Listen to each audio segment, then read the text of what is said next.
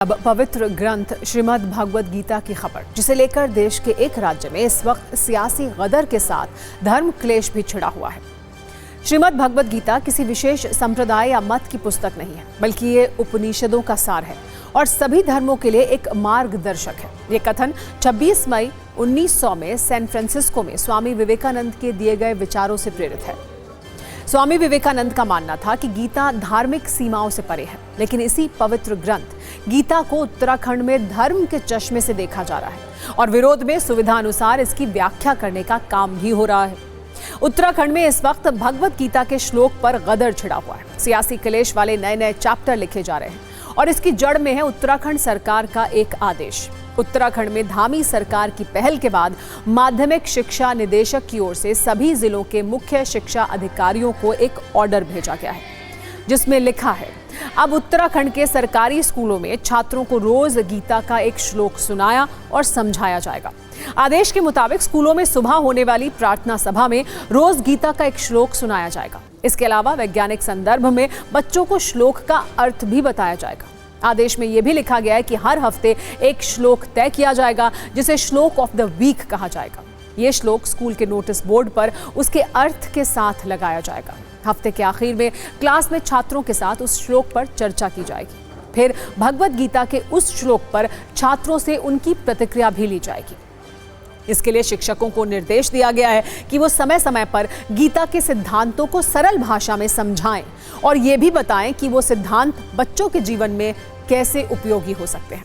हालांकि धामी सरकार के इस फैसले पर सत्ता का क्लेश कैसे शुरू हो गया है, ये देखिएगा। लेकिन स्कूलों में गीता का श्लोक पढ़ाए और सुनाए जाने के इस फैसले पर सरकार का तर्क क्या है, वो देखिए।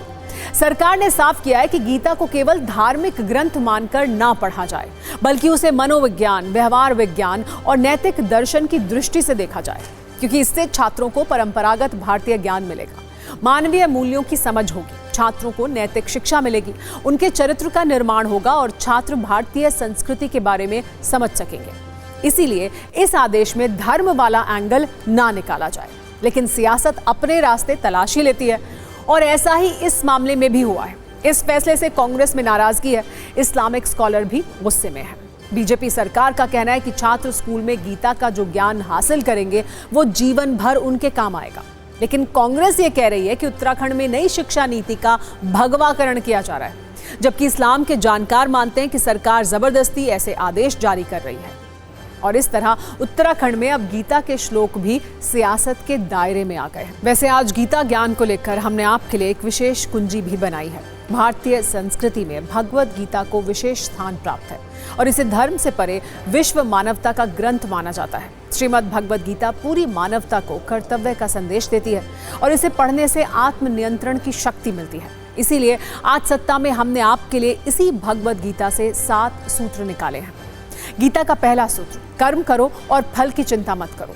दूसरा सूत्र, कभी भी कल की चिंता ना करें, बल्कि आज का आनंद लें। इसी तरह जीवन में जो कुछ होता है उसकी कोई ना कोई वजह होती है।